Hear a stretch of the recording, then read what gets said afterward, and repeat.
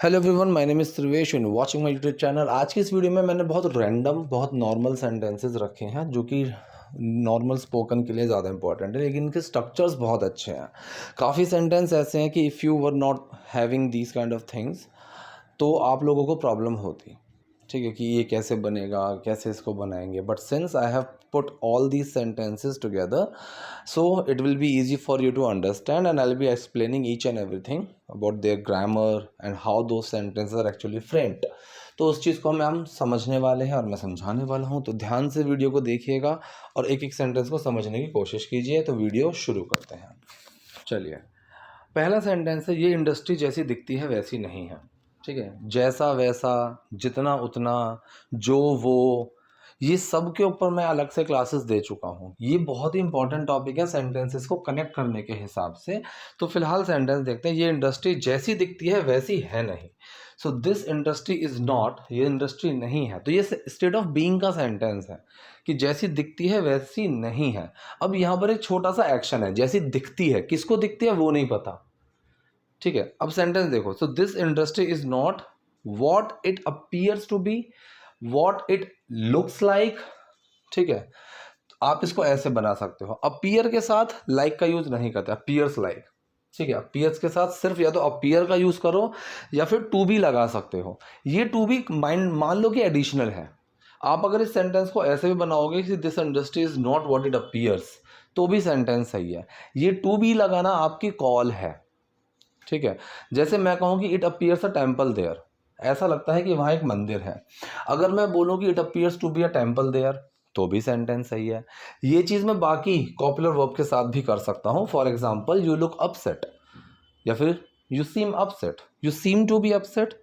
This shirt looks good on you, this shirt looks to be good on you. मैं इस तरीके से बोल सकता हूँ, सेंटेंस में कोई डिफरेंस नहीं आएगा। तो कॉपुलर वर्ब के साथ अगर आप टू बी को यूज करते हो तो उसमें कोई खासा डिफरेंस नहीं आता है। ये चीज हम किस में पढ़ चुके हैं, ये चीज हम बी की क्लास में पढ़ चुके हैं। चलिए आगे सेंटेंस, बाहर से सब कुछ बहुत अच्छा दिखता है।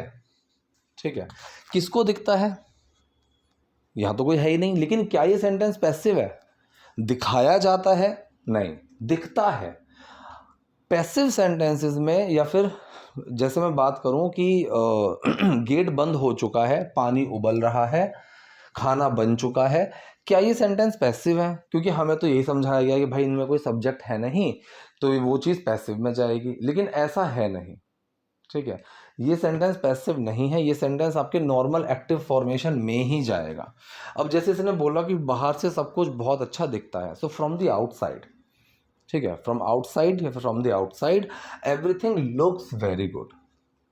ठीक है, सब कुछ अच्छा दिखता है, राइट, लगता है। मैं इसमें भी टू भी लगा सकता हूँ, पता है, everything looks to be good very good. अगर मैं ऐसे बोलूँ तो भी सेंटेंस में कोई दिक्कत नहीं है, everything looks to be very good, correct. लेकिन फिलहाल उसको छोड़ते हैं। So everything looks very good. अब यहाँ पर लुक का मतलब देखना नहीं है, दिखना है। ये चीज़ें मैं आपको पैसिव सेंटेंसेस के टर्म पर ही मैंने चीज़ क्लियर की हुई है बच्चों को। जैसे गेट बंद हो चुका है, so we don't make this sentence always in passive formation कि gate has been closed. We could make this sentence in a simple way कि gate has closed, not gate has been closed. Gate बंद किया जा चुका है, that's a completely different formation कि now I am emphasising on someone who close the door.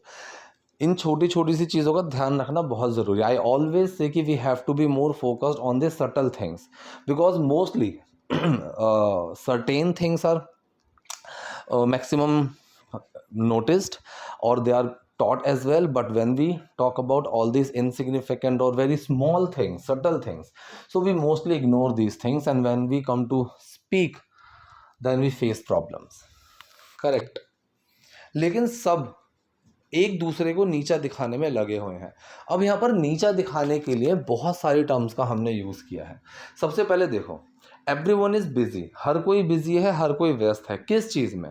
Everyone is busy pulling each others down. To pull someone down, इसका मतलब भी होता है किसी को नीचा दिखाना, ठीक है, किसी को नीचे खींचना, उस वाले सेंस में। सो हर कोई बिजी है एक दूसरे को नीचे गिराने में, नीचा दिखाने में। तो ये जो लगे रहते हैं, इस चीज़ से धोखा मत खाना कि लगे रहते हैं इसके लिए क्या बना है। ये चीज़ें ही आपको समझनी पड़ेंगी, करेक्ट। और यहाँ पर बिजी के साथ आपको इन लगाने की ज़रूरत नहीं है, या तो बिजी के साथ विद लगाते हो, जैसे I am busy with my class, ठीक, या फिर बिजी के साथ सीधा आप आईएनजी लगाते हो। ये चीज़ बहुत ज़्यादा इंपॉर्टेंट है समझनी कि एक्शंस के साथ क्या क्या चीज़ें लगाई जाती हैं। सबसे ज़्यादा अगर मैं बोलूँ, मुझसे अगर आप एक सवाल पूछोगे कि सबसे ज़्यादा कन्फ्यूजन और गलतियाँ कहाँ होती हैं, वो यहाँ होती हैं, ठीक है। अब बिजी के साथ समझ नहीं आता, busy with pulling each others legs, busy in, या फिर कुछ ना लगाएं। ये चीज़ें आपको या तो एक्सपीरियंस के साथ समझ में आएंगी, और you have to intentionally notice all these things and then you have to mock them up. फिलहाल सेंटेंस क्या हुआ है, लेकिन सब एक दूसरे को नीचा दिखाने में लगे रहते हैं, but everyone is busy pulling each other down, ठीक है। तो पुल ईच अदर डाउन का मतलब सब एक दूसरे को नीचा दिखाना। इसके और भी अभी टर्म्स आगे आएंगे, आई लेट यू नो। दूसरों को नीचा दिखाकर ही आप ऊपर जा सकते हैं, ठीक है। अब यहाँ पर तो पुल था, टू पुल डाउन, यहाँ पर है पुट डाउन। पुट डाउन का मतलब भी होता है किसी की इंसल्ट करना। एक होता है लेट डाउन, कई लोग इसको लेट डाउन से कंफ्यूज हो जाते हैं। लेट डाउन का मतलब होता है डिसअपॉइंट, किसी को डिसअपॉइंट करना। जैसे हम बोलते हैं ना, डोंट लेट मी डाउन, कि मुझे डिसअपॉइंट मत करना। लेकिन टू पुट समवन डाउन का मतलब होता है किसी के इंसल्ट करना। जैसे मैंने कहा कि she always puts me down in front of her friends, correct. तो सेंटेंस क्या बना, दूसरों को नीचा दिखाकर ही आप ऊपर जा सकते हैं। यू कैन ओनली राइज, यहाँ पर राइज का मतलब है टू गो अप, ऊपर जाना। यू कैन ओनली राइज, किसी काम को करके। इसके मैं कई टर्म सिखा चुका हूँ, by plus ING, after plus ING, having plus third form, या फिर आप सिंपल आईएनजी भी लगा सकते हो। ये सारी टर्म्स बिल्कुल सही हैं, ठीक है। तो एक सेंटेंस को ऐसा नहीं है कि this sentence only can be made using one term, no, there are multiple ways to make a simple sentence and all those formations are actually correct, but it complete depends on how much you practice and how much knowledge you have in order to make those sentences. फिलहाल you can only rise by putting others down, कि तुम आगे बढ़ सकते हो, तुम ऊपर उठ सकते हो दूसरे को नीचा दिखाकर, दूसरे की इंसल्ट करके, तो उसको बोलते हैं तो पुट समवन डाउन, ठीक है। आपको सबकी जी हजूरी करनी पड़ती है। अब ये जी हजूरी करना क्या होता है, दूसरों को प्लीज करना, उनकी हाँ में हाँ मिलाना।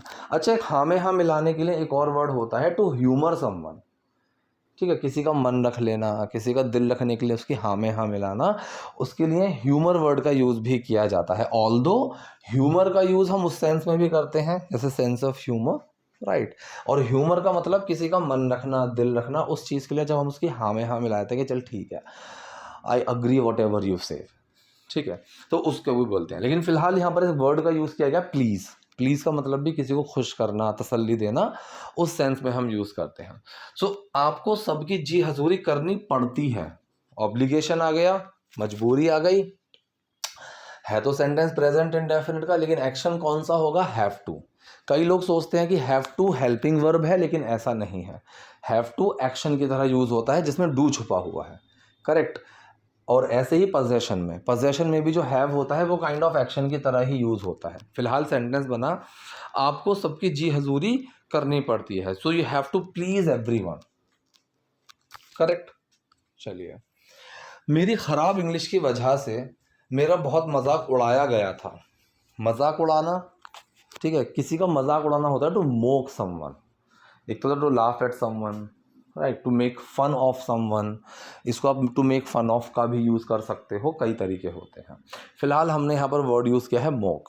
सो I was mocked a lot, ठीक है। पैसिव सेंटेंस है, पहले ऑब्जेक्ट आया जिस पर काम किया गया, मुझ पर, मेरा मजाक उड़ाया गया था, तो I, helping verb was, third form mocked. I was mocked a lot for my poor English, अपनी ख़राब इंग्लिश की वजह से, ठीक है। अब यहाँ पर बिकॉज ऑफ का यूज़ अगर मैं करूँ तो भी सही है। बिकॉज ऑफ की जगह अगर आप फॉर लगाते हो तो भी सेंटेंस बिल्कुल सही होता है, ठीक है। For being late, for having lots of money, for coming late, तो चाहे कंडीशन में लगा रहे हो, एक्शन में लगा रहे हो, या पोजेशन में लगा रहे हो, तीनों ही सेंसेस में सेंटेंस की फॉर्मेशन बिल्कुल सही होती है। So I was mocked a lot, मेरा बहुत मजाक उड़ाया गया था, फॉर माई पुअर इंग्लिश, मेरी ख़राब इंग्लिश की वजह से, या फिर मेरी ख़राब इंग्लिश के लिए, ठीक है। लोग मेरी इंग्लिश पर हंसते थे, कोई काम किया करते थे, क्या यूज़ करते हैं, यूज टू का इस्तेमाल भी होता है, वुड का इस्तेमाल भी होता है और सेकंड फॉर्म भी आती है। मैक्सिमम टाइम इनमें फ़र्क, हल्का सा फ़र्क है। फिलहाल सेकंड फॉर्म वाले पार्ट को अलग रखते हैं क्योंकि वो राइटिंग में ज़्यादा मिलेगा। You won't be finding that use in normal spoken sentences. So when I talk about normal spoken sentence, so majorly we are going to find either used to or would, uses of these two. ठीक है। So first one if I talk about use to, so use to का इस्तेमाल तब ज़्यादा होता है कि when something is very in a continuous formation, like वो चीज़ कॉन्टीन्यूटी में है। फॉर एग्जाम्पल कि जब मैं नोएडा में रहता था, अब नोएडा में जब मैं रहता था, इसका मतलब मैं मंडे को भी, ट्यूसडे को भी, वेंसडे को भी, सुबह भी, शाम भी मैं नोएडा में ही था।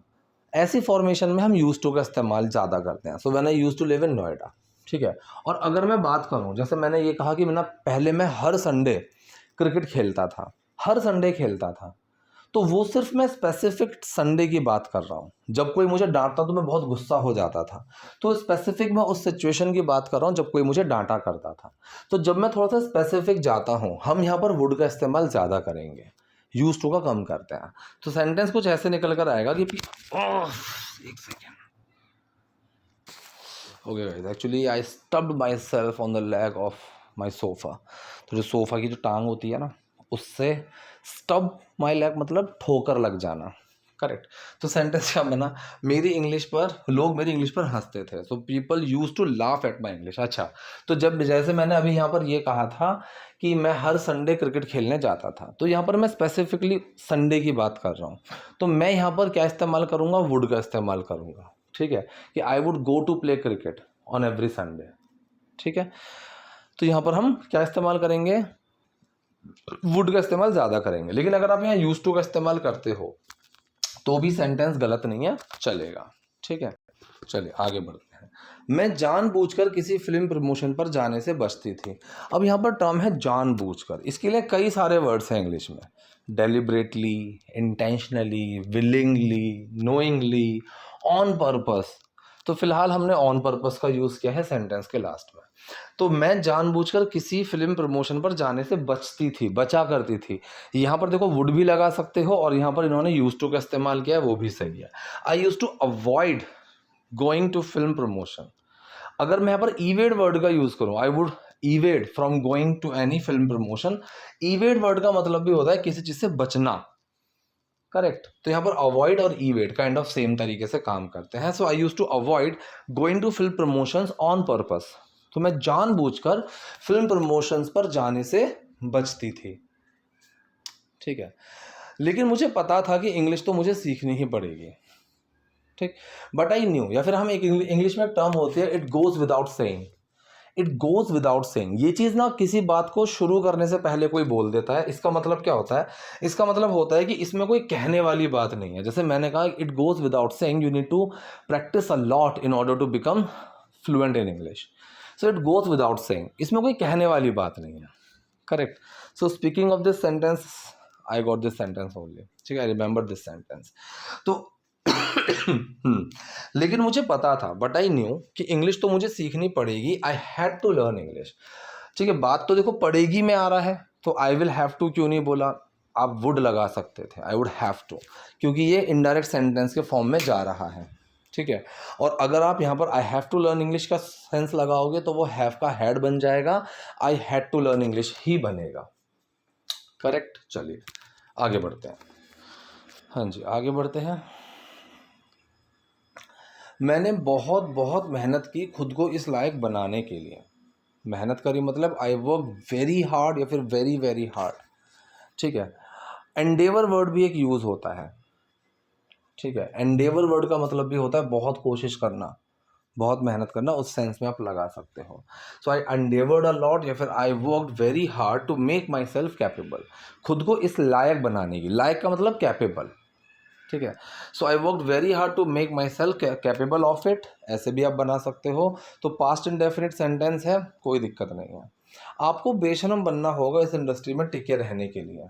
You have to become shameless, आपको ये चीज़ करनी होगी, बनना होगा, तो बिकम का यूज़ करेंगे, ठीक है। बी भी लगा सकते हो, यू हैव टू बी, लेकिन बी कंडीशन को दिखाता है और बिकम थोड़ा सा चेंज होने को दिखाता है।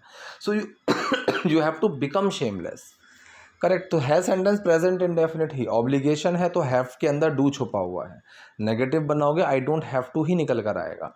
लेकिन फिलहाल I have to, sorry you have to become shameless to survive, टिके रहना, बने रहना, to be sustain in something. So आप वहाँ पर सर्वाइव का वर्ड का यूज़ कर सकते हो, कोई दिक्कत नहीं है। So you have to be shameless to survive in this industry. So इस इंडस्ट्री में सर्वाइव करने के लिए आपको शेमलेस बनना पड़ेगा, आपको बेशरम बनना होगा। धीरे धीरे आप उस खुद गंदगी का हिस्सा बन जाते हो। स्लोली, एक तो 2 बार स्लोली स्लोली नहीं बोलना है।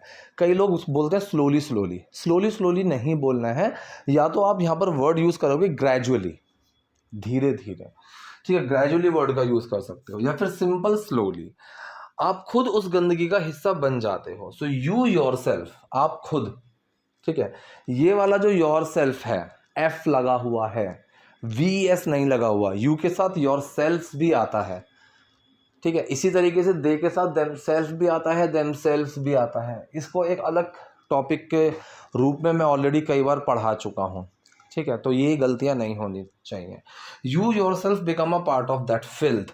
फिल्थ का मतलब होता है गंदगी।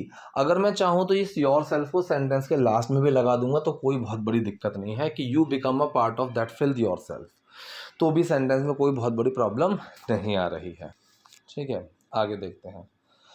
इस गंदगी में रहकर भी खुद को साफ रखना बहुत मुश्किल है, ठीक है। तो खुद को साफ रखना, या तो कीप में आईएनजी लगा दो, कीपिंग योरसेल्फ क्लीन, या फिर इन्होंने कैसे बोला कि स्टेइंग क्लीन, साफ रहना, while living in this filth, इस गंदगी में रहते हुए। वाइल के बाद ना हमेशा आईएनजी नहीं आता है। ये चीज़ मैं आईएनजी और वाइल दोनों वाली क्लासेस में पढ़ा चुका हूँ। इन सब चीज़ों के ना मैंने छोटे छोटे टॉपिक्स बनाए हुए हैं, और वो टॉपिक बनाना ही I think has been a very good thing for me, and it has been my USP as well, because I have been working over all these things for a longer period of time now, and I have come up with all small topics where I have included these things, and on the pretext of teaching all these things I clear these kind of small patterns, ठीक है। सो यहाँ पर sentence बना, staying clean while living in this filth, साफ रहना Geraint form में बना है, इस गंदगी में रहते हुए इज़ वेरी डिफ़िकल्ट, ये बहुत मुश्किल है। आपके रहने या जाने से इन लोगों को कोई फ़र्क नहीं पड़ता, ठीक है। तो आप इसको उल्टा ही बना सकते हो कि it doesn't bother to them whether you stay here और not, right.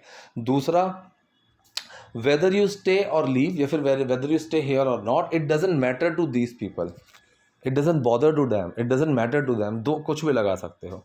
So it doesn't matter to those people, उन लोगों को कोई फ़र्क नहीं पड़ता। जैसे मैं कहूँ ना यार, I don't give a damn about it, correct, I don't care about it, ठीक है, it doesn't matter to me, it doesn't bother to me, ठीक है, इस तरीके से। So it doesn't matter to these people, इन लोगों को कोई फ़र्क नहीं पड़ता वेदर यू स्टे और लीव, आप यहाँ रुको या ना रुको। So I think video has been really helpful for all of you, and still if any doubt and query is there, so do let me know in the comment section। Video पसंद है like कीजिए, नए हैं like subscribe दोनों कीजिए। Thank you.